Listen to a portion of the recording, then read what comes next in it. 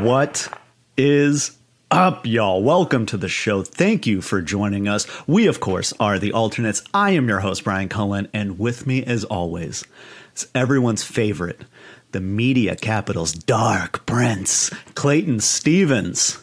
Hello, hello. Clayton, good to see you on my computer screen. We are back out of the studio temporarily. Got some stuff going on, but it's not going to stop us. Nothing can stop us. Nothing can stop us. Actually, like me being tired would stop us in a heartbeat. Honestly, probably. And has. I'll admit that right now. It has. Okay. No. We've got a great show lined up for you today. Before we jump, I want to take a quick second, ask you all to subscribe to the channel on YouTube. That's youtube.com/thealternates. Go ahead and subscribe to the podcast as well. Like the video, leave us a comment, drop a rating and review, all of that good stuff. And most importantly, share the show because it helps people just like you find us. If you want to get a hold of us, you can do so by emailing us, thealternatehoop@gmail.com. And go ahead and follow us on TikTok @thealternatesNBA. Clayton, how in the hell are you? I'm good, man. I mean, we got preseason basketball. Takes are flying off the handle. It's we're back. Are you overreacting? Have you overreacted to any of it yet? You know, it maybe individually. I'm trying not to get too carried away on a team level. I'm trying not to get too carried away in terms of like, let's say like, you know, my over-unders, my thoughts even a week ago. I don't want to be too persuaded, but there's been some big returns. Some big names have come back to the court, and so if you want to call overreacting extreme optimism about people who've missed a lot of time, then I am full of that, honestly. I'm very optimistic about where a lot of these guys are at. And, hey, look, not only is it a great week because of the NBA, Aaron Judge hit number 62. Come on, I had to mention it. Come on, 62. Is it the real record? I don't know. Who cares? But it's still a great record. And just to clarify, you are a diehard Yankees fan, right? Like that is your team. To my core. No, no man, but you know, is it the real record? I don't know. A lot of debates out there right now about whether he's just I don't know about this. What's the debate on that? We'll keep it brief here, but you know, it's he passed Roger Maris, you know, our time, of course, in the 60s. Who hit 61 home runs for the Yankees. What's the record, by the way? Is it a Yankees record? So that is the American League record. Okay. The home run record was set by Barry Bonds in the early 2000s, 72. So right. 10 more. But obviously, he is not going to the Hall of Fame for reasons of steroid usage. So people say that record isn't real. Aaron Judge himself says Barry Bonds holds the record. And he doesn't care. This is my favorite thing about baseball is like this, like, well, that guy was juicing, blah, blah. And it's like literally all the best players in the last, 30 years are taking steroids. Like I'm to a point now where I'm not even like pro, like let it go, like let people juice if they want. I'm on the side of mandatory juicing. I think that if you get into baseball, it is mandatory. It'd be like vaccines, right? Make it like the vaccines. You have to show your steroid card in order to qualify to play. I like it, you know.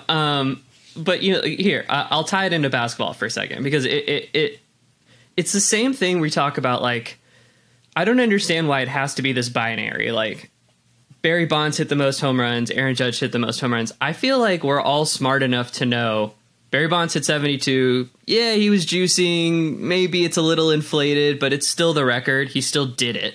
Yeah. It's the same thing like when we're talking about the NBA and like, am I going to, you know, Steph Curry or some young guy comes up and, you know, hits a ton of threes and the game is different. I'm not going to say that Michael Jordan wasn't as good. Right. You know, I know contextually because I'm smart enough. I think we're all probably smart enough to be like, yeah, like he played in this era versus he played in this era. It doesn't have to be one or the other. You can just kind of appreciate them both for what they are. Right. So, and dude, if I started juicing, there's no fucking way I would hit 72 home runs. There's no fucking way you would hit one home run. So, yeah, it's still an impossible feat.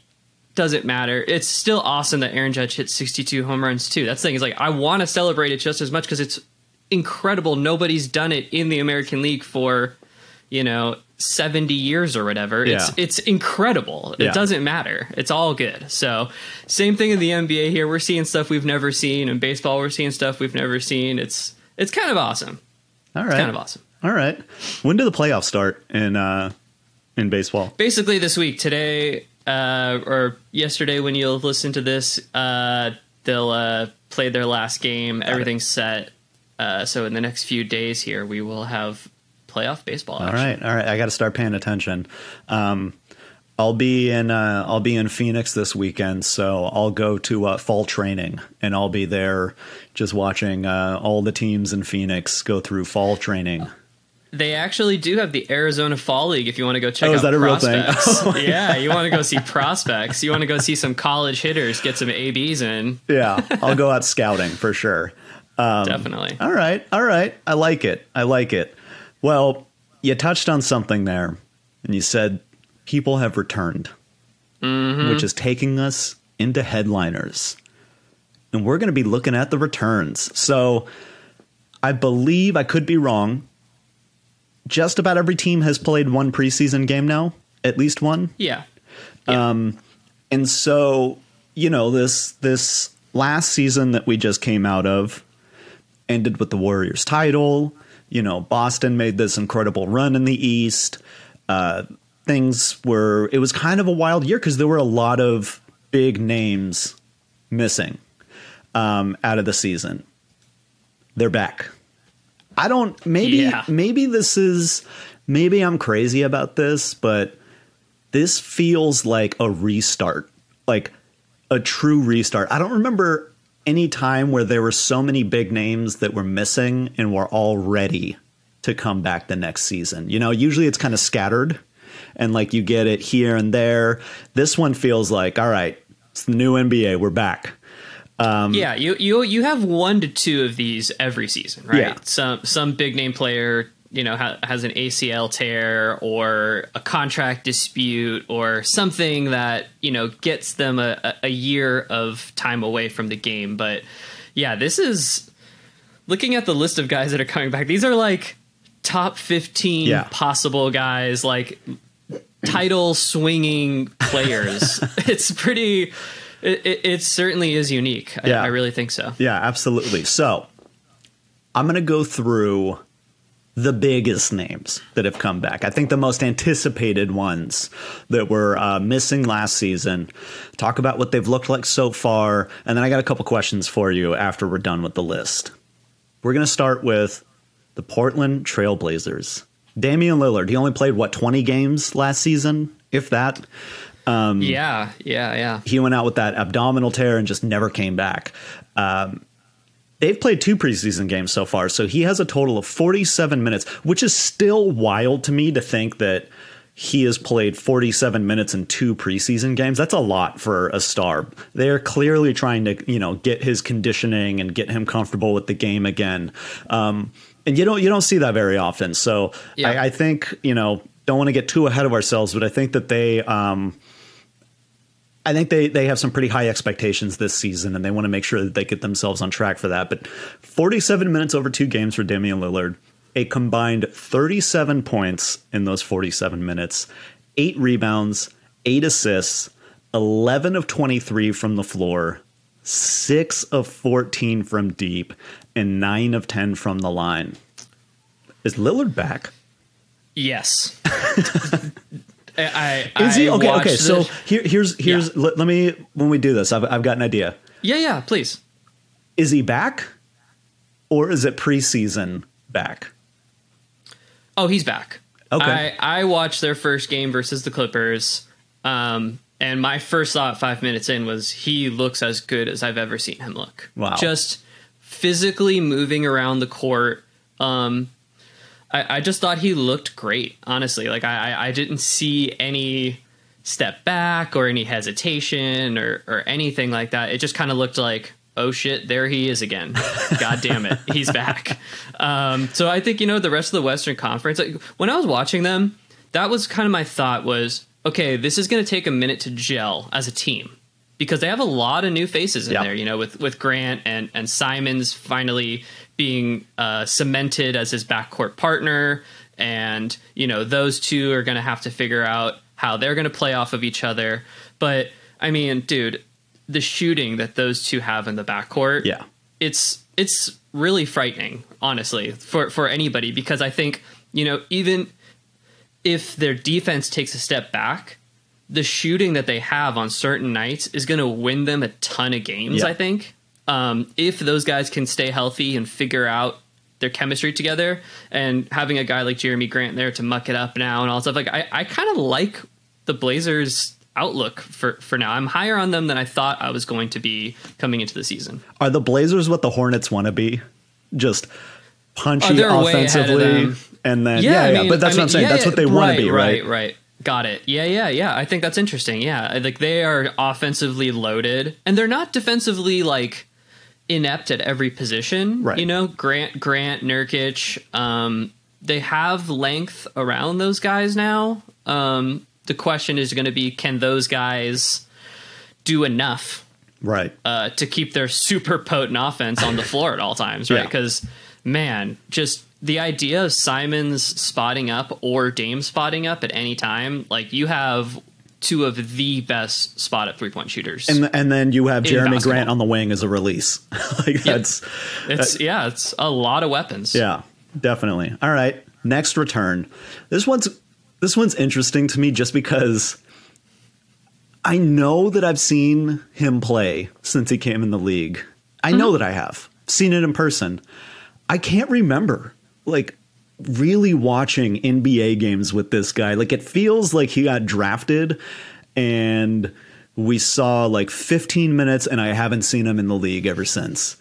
Zion Williamson, one of the most exciting players when he's available.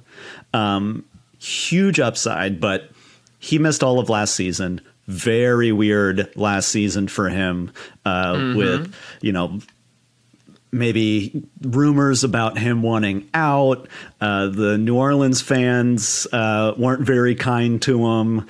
About let's start with, they said he was going to be ready to go opening day. Let's not forget that. They said he was going to be ready to play opening day, and then I think it was sometime during the preseason. They said a couple weeks, maybe a month, and then it was and then it became actually he's in Oregon right now.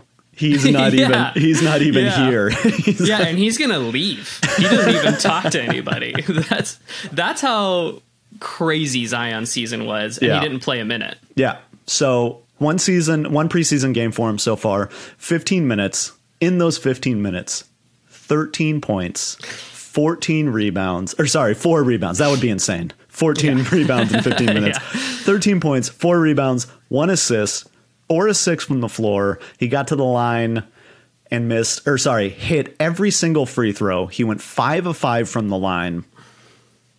What's your take on do you trust it? Like I'm personally I'm like, yes, I know when he's available, he's a beast. He's an absolute monster. It's so hard I couldn't imagine trying to guard a guy that size and just his pure strength is so hard to overcome. I'm just, like I was saying in the beginning, I feel like he's never available. And so, which is crazy because I feel like New Orleans has never had like a cornerstone player that had a ton of injuries and availability issues. But I love it. I'm cautiously skeptical right now because I don't want to get myself too excited. I don't want to get too excited and have it taken away from me. But you got any thoughts about Zion being back? 13 points in 15 minutes is pretty wild.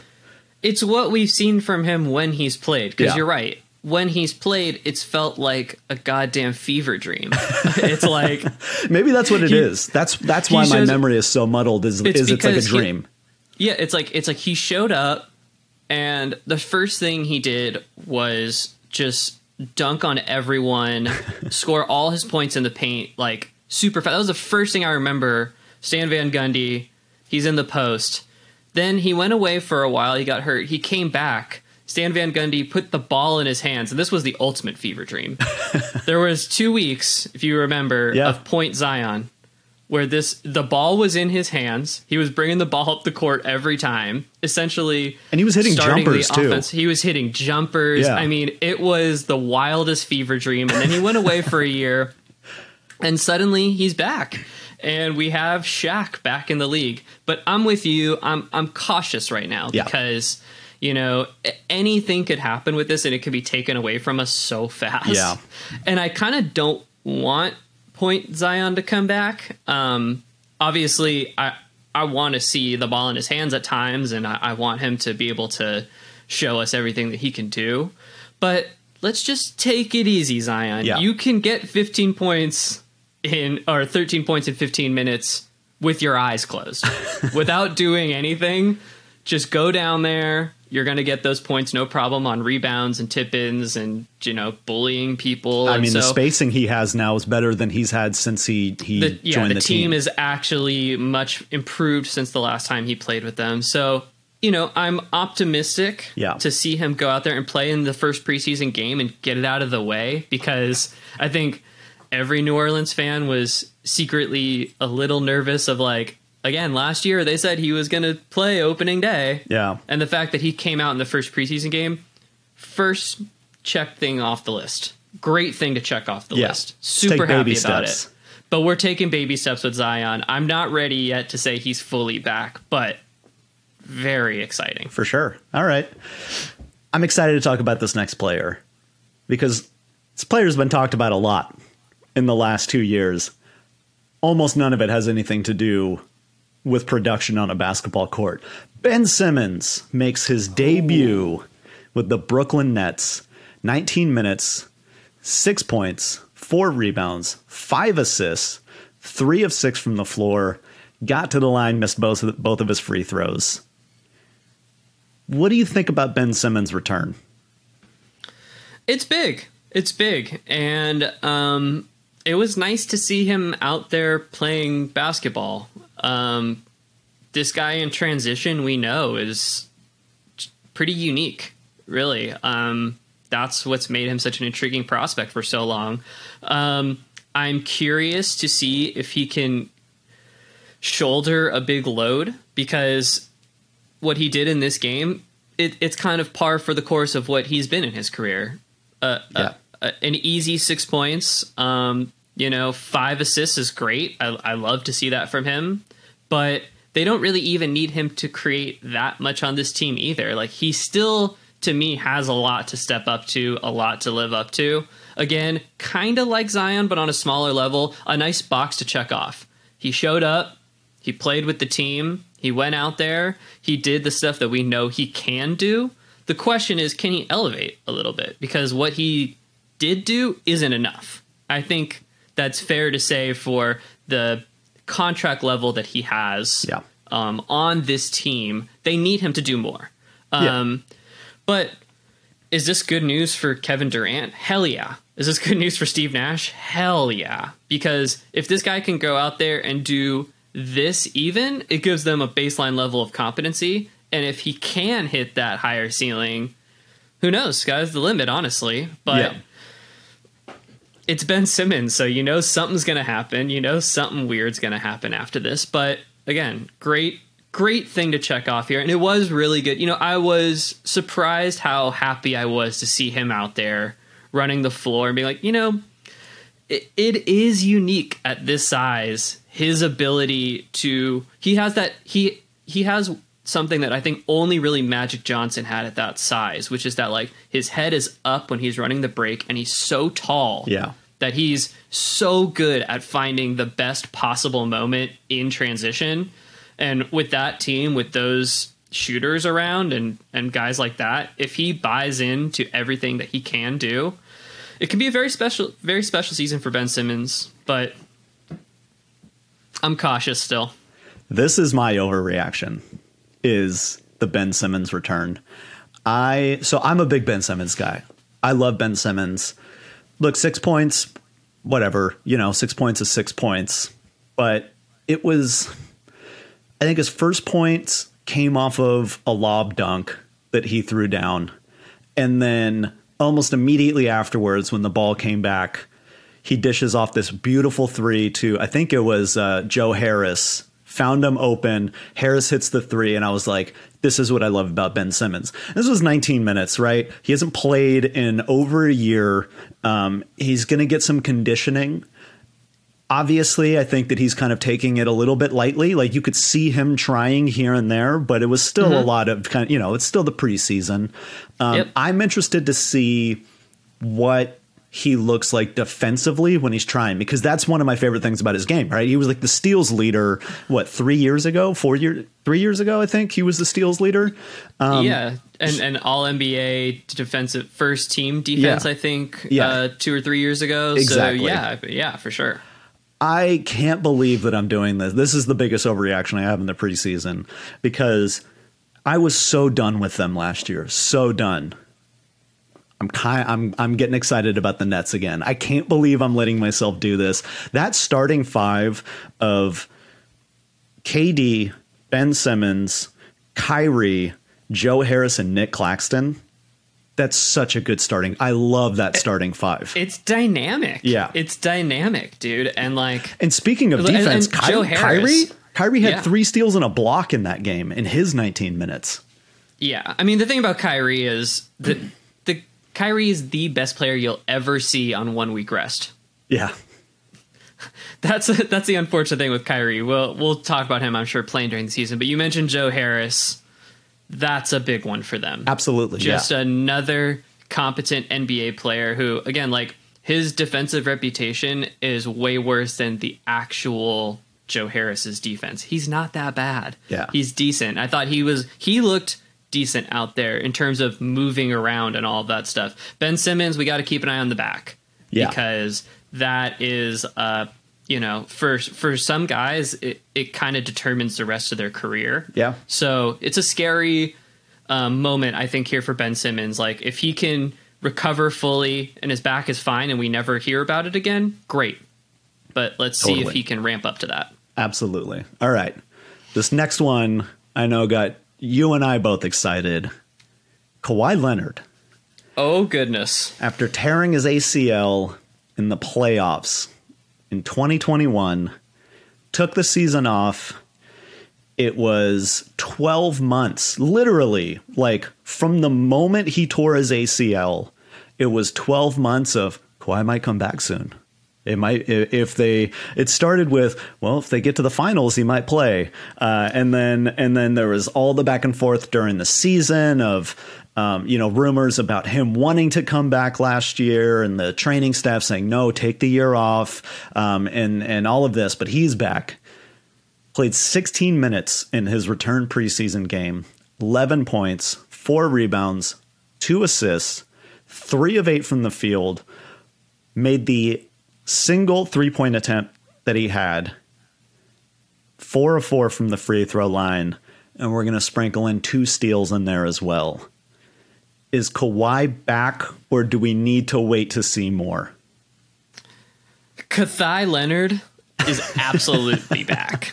I thought he looked fantastic out there. I really did. I kind of the same way I felt about Dame, which is, I just wanted to see how he was moving out there. Did it look natural? All of that stuff. And I thought he passed from the eye test. I thought he passed everything with flying colors. He didn't look like he missed a year. He looked like he was in fantastic shape. The shot was a little... His mid-range was off. Yeah, his mid-range was off, but it's the preseason. I don't care. I don't think anybody watching that game thought, oh, Kawhi is not going to be able to get that off during the regular season. He's the only player that takes the preseason seriously. like is he not going to be able to sink those? Like, he was getting the shot over the top of people. He was taking his regular diet of shots. Yeah. He kind of looked like the same old Kawhi out there. Didn't really look any different to me other than slightly bulked up. You know, you and I have privately discussed my theory that the Clippers are juicing. He looks juiced. That whole team looks juiced. Don't look into it, NBA. It's fine. Adam Silver, don't look. It's fine. It's a huge return. I mean, this is a team that is, you know, a top 3 title contender right now, according to Las Vegas, and many smart people. So this team, they're going to be tested. Kawhi Leonard, though, if they don't have him, they're going nowhere. So he is by far their most important player. He is the best player on the team. Of course, you know, Paul George is sort of the face of the team now, I think. Another pseudo return. He missed a lot of time last season, and he looked good in his game as well. Yeah, he looked good in his game. The Clippers, their early questions are going to be about depth and how they're going to deploy that depth. And the early preseason for them has looked really good. Like, from a camaraderie standpoint, all the players seem to be bought in. Doesn't seem like anybody yet is hurt by a minutes crunch.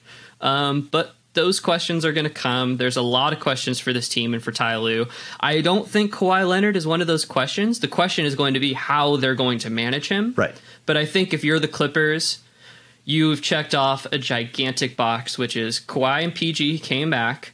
Are guys that we traded for. This, our whole plan last season worked, and now we are here, and we're going to try and execute this formula that is different, which is we have a lot of starting level guys, and we're just going to mix and match constantly. So it's a very unique team that they're going for here, in a unique situation with Kawhi Leonard, but the early returns, I think, are as good as anybody could possibly hope for. And that first 3, that was enough to just say, all right, it looks good. Yeah. We're good. Especially because it was a switch on a big, which we know that's kind of his favorite place to take a 3 is against a big. Totally.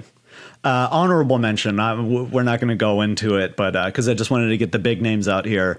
John Wall also made his return, who has not played in a while. And did you read his Players Tribune article?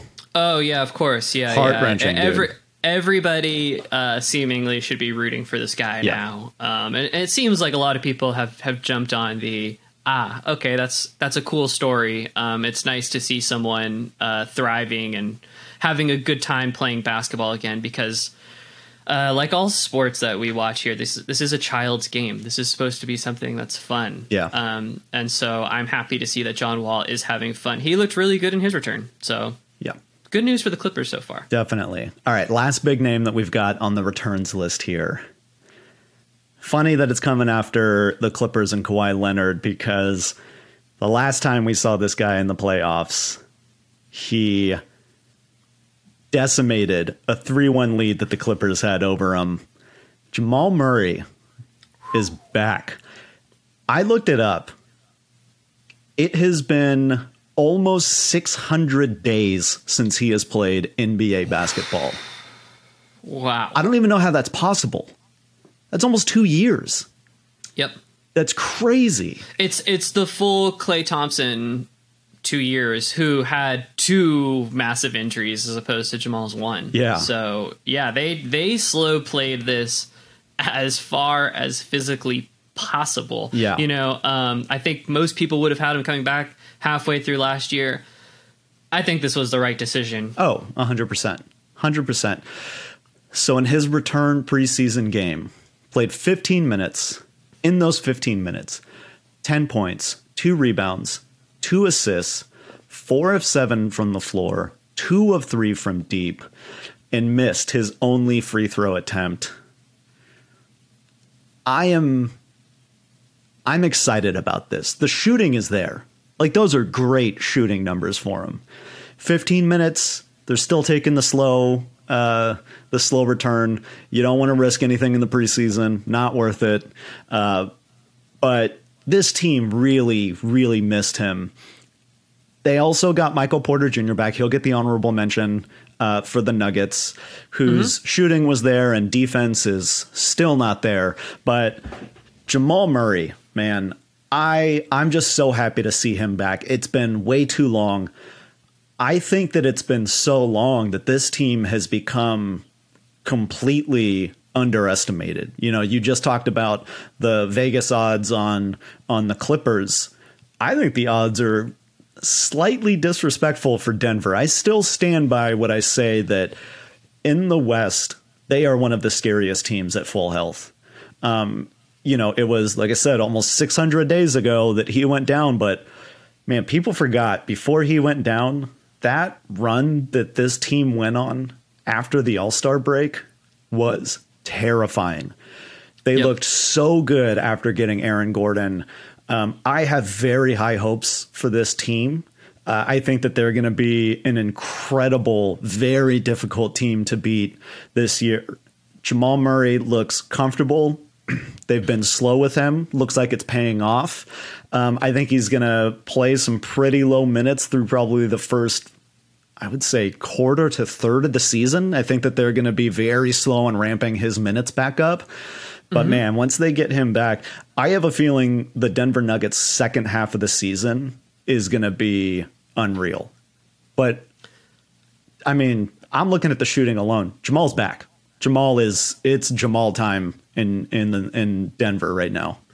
Yeah, I mean, I think the thing that sealed it for me was the buzzer beater. Yeah. Which it's a silly thing, right? Like, it's like, okay, who cares that he hit it? What I cared about was he looked up at the clock, he ran the whole court, and he still had that internal clock that it's not easy to keep that up when you haven't played basketball in 2 years. And when you're running, and when you're running and all of the pressure of everything. And we know that he even said last year that he dealt with a lot of mental, that was the hardest part for him to get over, was just mentally trusting his body again. Yeah. Right. We know that that's been tough for him.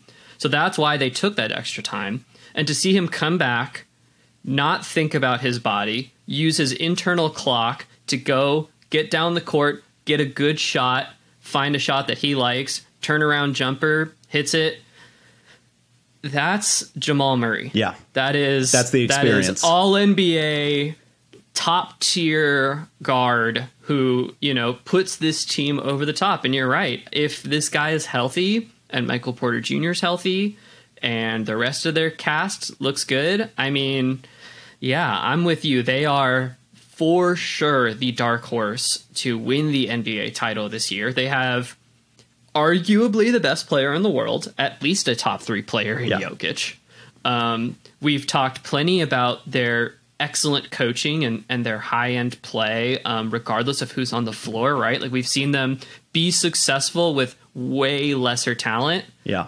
So, yeah, this one specifically, I think, moves his team's title odds the most. Obviously, you could say Kawhi Leonard, but I think the Clippers team is more of a question mark than Denver, who I feel like we already know the blueprint. And if you're getting the Jamal Murray we know, I feel you can go ahead and plug them right back into where they were 2 years ago. They're going to be one of the top 3 teams in the Western Conference perennially. So as long as he's healthy and good, this is going to be a really, really special season in Denver, I think. Okay. Well, you might have just answered my question here, but I'm going to ask it anyways. And if so, we'll move on. So the returns we just went through: Damian Lillard, Zion Williamson, Ben Simmons, Kawhi Leonard, and Jamal Murray. Which one of these is the biggest return for their team? Which one of these is like, this is the changer for this team? Well, I think it's actually Kawhi Leonard.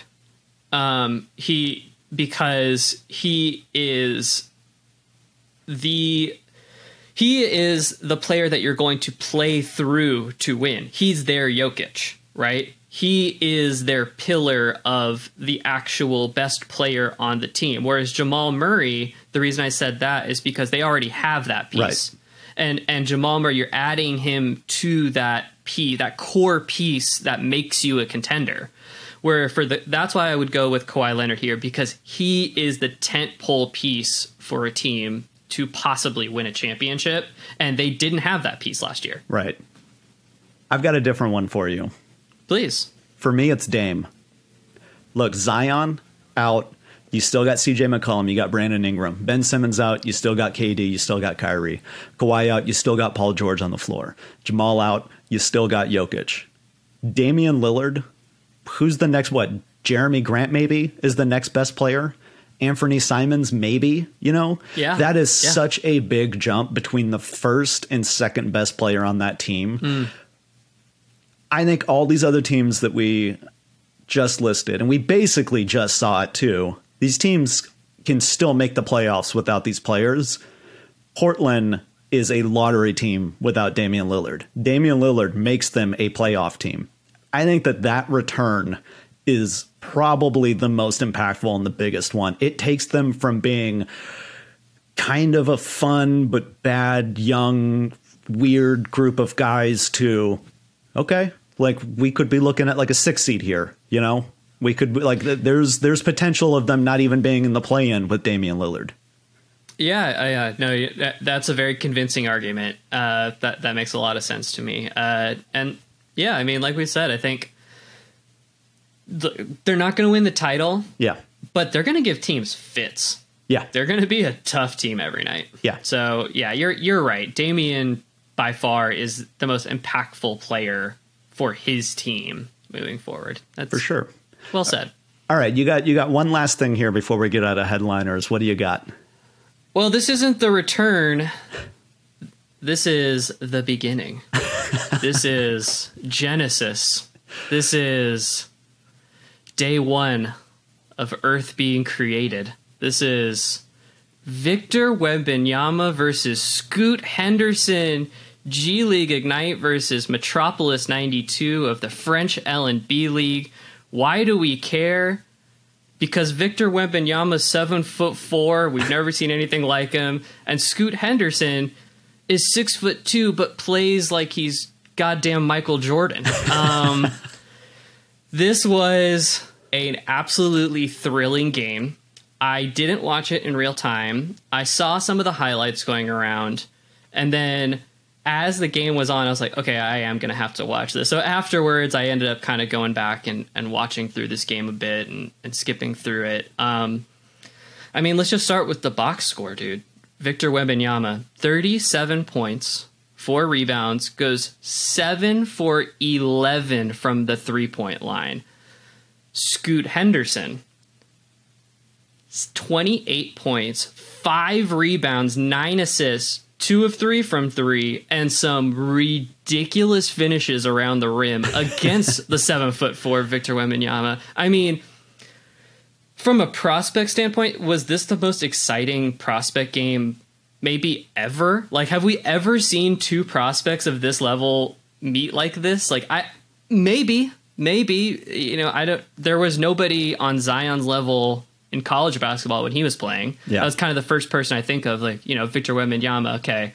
The only prospect I can really think of like this is Zion, right, who was, just a most unique player we had seen at the time in college basketball. But to see these 2 guys playing in different leagues meet together, obviously, if you were on Twitter last night, you saw the NBA media lose their collective minds over this game. You and I were sort of laughing about it before the episode here, that guys like Mark Spears and Kevin O'Connor appeared to have religious experiences while watching people this were game. Tweeting about it like it was a Game 7.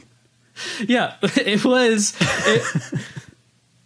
There's nothing really to say other than these guys are so obviously such special prospects that we're going to be watching them the rest of the season. And they play again when this episode drops Thursday evening. They're going to be playing again in Las Vegas. So everyone definitely tune into it, because Victor Wembanyama specifically is absolutely a 2K character that you would not be able to build. Yeah.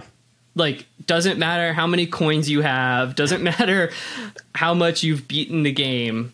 You can't build a character who's 7'4" with a jump shot like that, with the shot blocking ability, dude. It's literally like, every time I try and describe him, I'm like, no, what am I saying? I can't say that. It's Rudy Gobert meets Anthony Edwards. I'm like, no, that can't be real. That can't be a real player, but it is. The dude is bringing the ball up the court. I mean, it was just an absolute display of like, oh, you thought you liked Chet Holmgren? Wait till you see this fucking guy. Yeah. I mean, he's a complete alien. And then, like I said, Scoot Henderson impressed me so much. Everyone's been talking about him for a while, but at 6'2" to do what he does, the dude hit a step back three against Victor, who's over a foot taller than him. Yeah. Finished around him at the cup, has that mentality that anything that you would want, like in any other year, he's a obvious number 1, number 2 pick. He seems like a Ja Morant level prospect. Exciting. Just exciting times for the NBA. I know there's not much to say other than that, but I mean, I love this. I love this for so many different reasons, right? One, I love that we're getting this attention on it and we're this excited about it, and it's not the NCAA. Like, I love this for the G League. This could be like kind of a cornerstone season for the G League, honestly, like the amount of attention that it's going to get. And I think it deserves it. I want to see more, high school prospects go that route. I would love to see more players go overseas. I've made it clear. I hate the NCAA. Until they fix that, I am all for everybody going to get paid to play if your goal is the league and you're that good. I love that. I mean, I know that this is very different in a lot of ways, but it almost feels like we might have the beginning of like a new Magic Bird kind of thing going on here. Like two very young guys coming in the league that are so good, that are already, like you just said, if this was any other season, Scoot Henderson would be the obvious number 1. They're already trash talking back and forth, right? Like Victor Wembanyama after the game was like, yeah, he's a great player. If I wasn't here, he would obviously be the number 1 pick in next year's draft. Like they're already kind of throwing these like things at each other. And like, I feel like, I don't remember the last time, the closest that we've gotten to this in the last, 5 to 10 years was the Ben Simmons and Donovan Mitchell dispute over Rookie of the Year. Right. Or Brandon Ingram, yeah. I mean, but this, even this feels that's different. Not on this level. This feels different. I love that. I love like Scoot Henderson. Dude, if you told me that Bill and Ted jumped into a phone booth, went back in time and grabbed like a legendary like ball player from some small neighborhood who was like a local legend and brought him back and put him here. That name is believable. Scoot Henderson. Like Scoot Henderson is the name of a guy who played in like 1964. Like I love that name so much. He's a legend. There's no question to me. Like I one game in and I'm like, yeah, done. I don't need to see anything else. Give me Scoot Henderson, please. My last question for you on this, though, because, I loved how you brought this in. It's not the return. It's the beginning. You said this is Genesis. If this is Genesis, who is Phil Collins and who is Peter Gabriel with these two? I guess I got to go with Victor being Phil Collins because I just think, he's the obvious smash hit success. Okay. And then, obviously Peter Gabriel had his own gigantic successes as well, like Scoot will. But he's a little more of an underground, there's compared to Phil Collins. Who's flashier? Who's flashier? Victor, he jumps off the screen. He's too big. It's too alien. Like, I've seen guys like Scoot before. Yeah. I've seen 6'2" guys with all the skill in the world. I've never seen someone at 7'4" with the skill that he has. Like, I can't. Because to me, Peter Gabriel's the flashy one, right? Like Phil Collins had the massive hits, right? But Peter Gabriel made some fucking tripped out videos. My friends and I, without going into too much detail, used to get into altered states of minds and would watch a DVD of Peter Gabriel music videos because he spent like literally like 2 years on a music video doing everything in claymation. Like he's an out there dude. Hey, you could make an argument either way, right? Yeah. Because Phil Collins is super polished, so maybe he's Scoot because Scoot's super polished. Or maybe you're saying who's going to be more popular, then you'd say maybe it's Victor. It could go either way. Who's shocking the monkey, Scoot is. I don't know. But dude, and also the fact that these two guys are so the height difference, the positional difference. Yeah, it makes it cool and interesting. And I mean, whoever gets the number 2 pick is going to be 99% as excited as whoever gets the number 1 pick. For sure. There's not really a bad answer. For sure. Well, I'm excited to watch more of these guys play. All right. We got one more thing to do before we get out of here. You hear that? Oh yeah, I do. In the distance, I hear it. Those are bells. Beautiful. It's bells. That means it is time to pray at the altar of the basketball gods. As we do, we are a basketball god-fearing show. Oh, yeah. Like, fearing is putting it lightly. Yeah. Now, it's been a while since we've been to the altar. I'm hoping that the gods appreciate that we haven't been over asking. We gave them some time. Hey, it's your off season too, basketball gods. Rest up.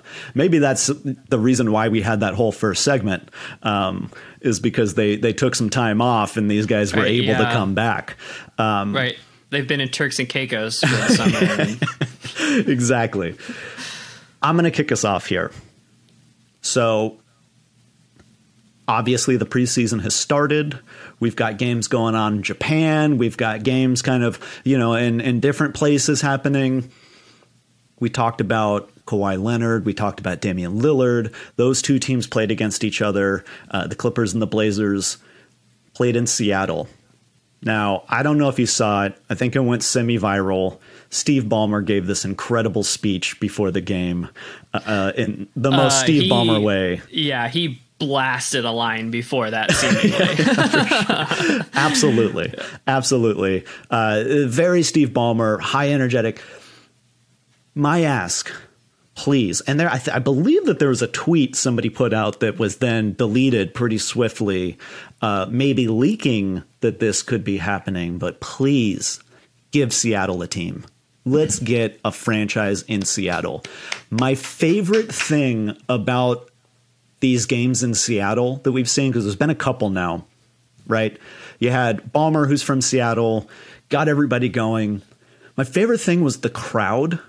Incredible basketball crowd. They were so excited to have it. So like, yeah, you remember those Sonics games, like those, in the 90s, like that crowd was raucous. Like that was such a good home Rain crowd. Man. But that's the thing is, you've got the Portland Trailblazers, Portland pretty damn close to Seattle. You've got the Clippers, West Coast team. There were spots of red and blue and stuff but the majority of the crowd was wearing green. They still are a Sonics city. Like they still rep the Sonics super hard. Certainly not the Thunder. Do not bring up OKC in Seattle, but man, that there's a fan base there just waiting, and they deserve it. Seattle's such a good city. It's such a fun city. Let's get games there.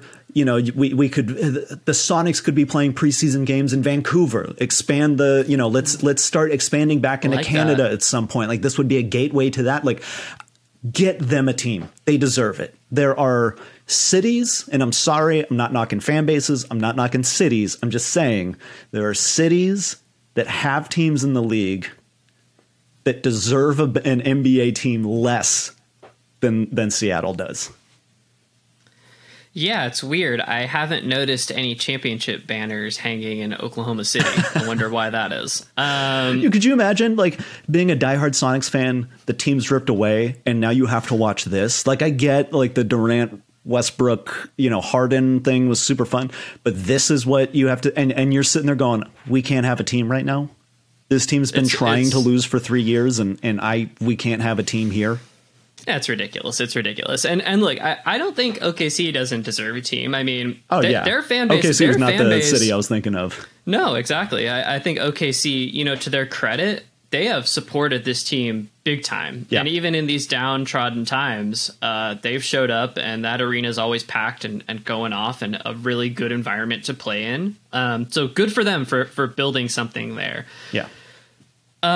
Seattle really, really, really needs a team. And from the sort of, there's been more than even just tea leaves. There's been some things put out there. There's been small things here. It sounds like Seattle is getting a team. Yeah. It sounds like Seattle's getting a team, and it sounds like Las Vegas is getting a team. Those are the two obvious picks. And I think that you can lock those two in. That's going to be the two. So on this, I just want to get your opinion. So those two teams are going to enter the Western Conference at some point, right? That means one team from the Western Conference gets to move over to the Eastern Conference. All the teams that are viable for it are going to be fighting to get to the Eastern Conference. Do we agree with that? Yeah. It's going to be Minnesota, Memphis, New Orleans, and I think those three are probably your three easiest. Of those three, if you were the commissioner of the NBA, which one would you be moving over to the Eastern Conference? Memphis. It would be Memphis. I mean, they are, I believe, the furthest east of all of those teams. I mean, they're so close to, Atlanta. Like, why would you not? I think it's Memphis. Memphis should be an Eastern Conference team. It's a tough call, though, right? I mean, you could say something about Minnesota. I mean, how close are they to Chicago? It's ridiculous, right? I mean, they're right in the thick of it, let alone New Orleans, obviously, is, a hop, skip, and a jump away from Orlando. So any of those teams, I think, could go over to the Eastern Conference. Memphis is interesting. Memphis is like on the same line as Indianapolis, where the Pacers played. Like, they are on the same longitude line. Is it longitude or latitude? Latitude goes longitude. Yeah. Longitude. Up and down, I think. I think this is great. Seattle obviously deserves a team. Seems like the NBA is moving that way. It was cool to see, guys like Jamal Crawford and George Karl there. Seattle. The glove was legends, there. Right? And the love was there. George Karl got the biggest ovation he's gotten in a decade for sure. So it was nice to see. It really was. There was a lot of Seattle heads there, a lot of Seattle basketball people. It clearly deserves a town. You're right. And hopefully the gods are kind to us and this happens soon, because if that game that we watched with the G League Ignite is any referendum, there's plenty of talent around this league to go. Love it. All right, what are you asking the gods for? Well, we're picking right where I just left off.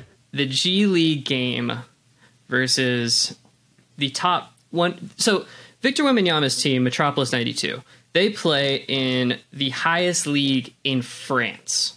So he plays in the top French league, right? Mm-hmm. And then this was G League Ignite, who, their team is interesting, G League Ignite. It's prospects, but with some veterans in there, right. Some recently retired coaches, things like that. It's sort of a developmental team. Can we agree that the basketball played in that game was extremely high level? Oh, yeah. And could be played, I think people watching it were shocked, oh my God, this is better than the college product. This is professional basketball. So what I want to see, Adam Silver, please, let's reward the top.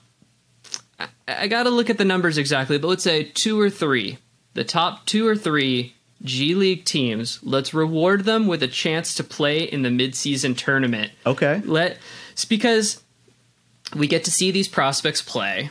Yeah. We know that it's going to be a better game than anyone's thinking. We recently saw a team beat the Suns, who had no chance of beating them, the Adelaide 36ers, getting hot from 3. It would be fun to see Scoot Henderson go against NBA competition. I don't think they're going to win the tournament, but are they a fun wrench to add in it? A reason to watch? A reason to get us in? Absolutely. And let's say you're a downtrodden team. Let's say the Hornets have a bad year, right? But their G League team is filled with talent, and they did well in their draft this year, and they have a nice G League team. That's something for the Hornet fans to root for and get behind all of a sudden, your season's not going well, but hey, our G League team's doing well, and we're going to be in the midseason tournament. Who knows what can happen then? Yeah. And also a chance for these guys to make some money. And it opens up, when last season, everybody was getting called up because guys were going out on health and safety protocol and all of that. I remember you saying that one of the things that obviously you didn't love the COVID was being spread, but one of the positives to come out of it was the amount of attention these guys from the G League were getting and how cool it was for them. And I think that this would just kind of carry that over, is that you're getting more attention on it. You're getting some of these kind of hidden gems, a little more exposure, which I think I do agree with you is a great thing to have. I love that. I think this is, and maybe it's a relegation thing, right? Like maybe, you know, if maybe there's a qualifier, right? Like your top 2 or 3 G League teams, like it's almost like the play-in to get into the midseason tournament, where you play the bottom couple teams on the cutoff for the midseason tournament or something like that. I mean, I truly think that we're, you know, 4 years away from Adam Silver telling us that he's trying out a preseason tournament soon. And maybe that's where they try this idea, is like, let's, you know, we want to make the preseason more interesting. Let's get some kind of tournament going there. And then we integrate the G League, see how that works. And if that works, then we move them up into the midseason tournament. Yeah, exactly. Let's reward these teams for having good seasons down there in the G League, and also reward these teams for trying hard at that. Yeah. You know, like it's good. Like in of course, I got to do one baseball reference here. They did a thing in baseball this last year, which is, we don't know how it exactly worked out, but it did have one intended consequence in this case, which is they told teams, if your player comes up early, a prospect comes up early and wins like rookie of the month and then ends up winning rookie of the year, you're actually compensated in the draft for that. Wow. So you can get draft compensation for having your rookies come up and be successful.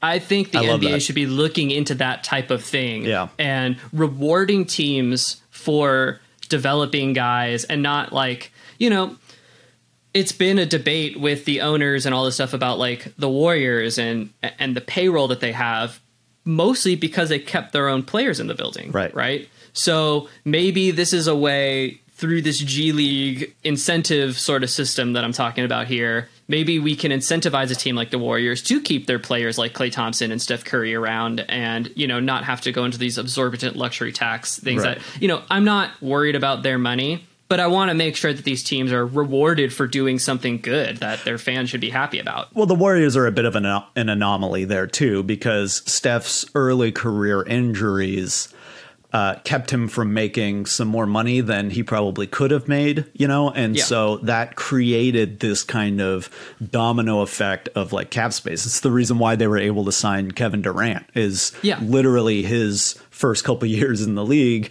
and his ankle injuries paid off by getting Kevin Durant. Absolutely. But, you know, they're going to be in a situation very soon here with guys like Draymond Green and Klay Thompson, because they're going to have to pay James Wiseman, Moses Moody, all these guys that, again, they drafted and developed, and they're sort of being punished for it. So, again, I think there's something there to having guys come up and not being, in a way, financially punished for it. Sure. Okay, I love it. I like it. Let's get some more eyes away from NCAA, more eyes on the G League. Yes. I love that. All right. That is today's episode. Thank you all for joining us so much. Drop us a comment and let us know who the biggest return is and who you think is going to be the biggest one to come out of Genesis. Is it going to be Peter Gabriel? Is it going to be Phil Collins? I can't pick. I love them both equally for different reasons, but I want to know how everybody else feels about it. And also let us know what you're asking the basketball gods for. I want to know what everybody out there is asking for as they kneel next to their bed every night, talking to the vengeful gods of this beautiful game called basketball. We will be back. I don't know if you're going on tour, so you're going to be out of the studio for a little while.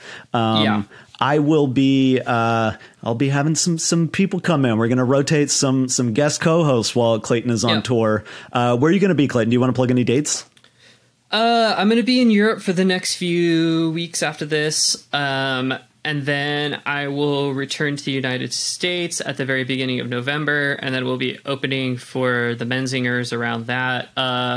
I'll be getting back and maybe have a little free time around then. So maybe we can pop in and do some stuff around that time. But yeah, this might be my last episode for a little bit, but I will be checking in with everybody. And anyone out there who, again, follows the show like last time, please come hang out. We'll talk basketball.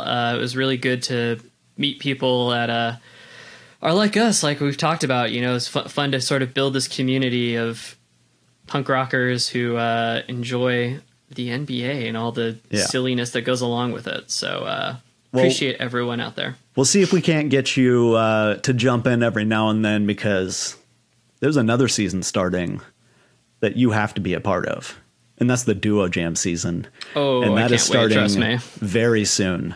Yes.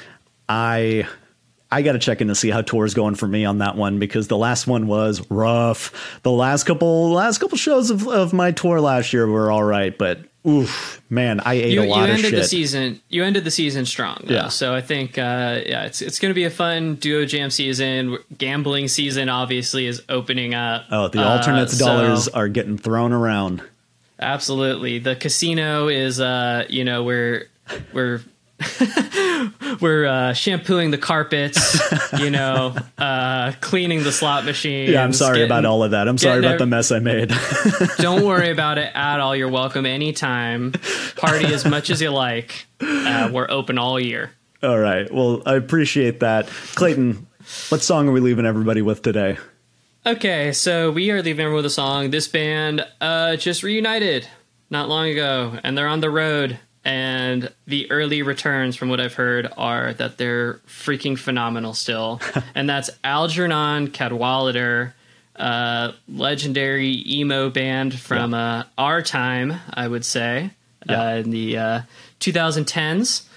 And this is the song Pitfall from the Parrot Flies LP on Lauren Records. What a great record. What a great band. So happy that they're back playing shows again. If you didn't see them back in the day, go see them. Make sure you go do it, because maybe they won't do it again. Yeah. So special time to go see this band. Awesome. I love the throwback. Thank you all so much. We will see you soon. Remember to be kind to yourselves, be kind to each other.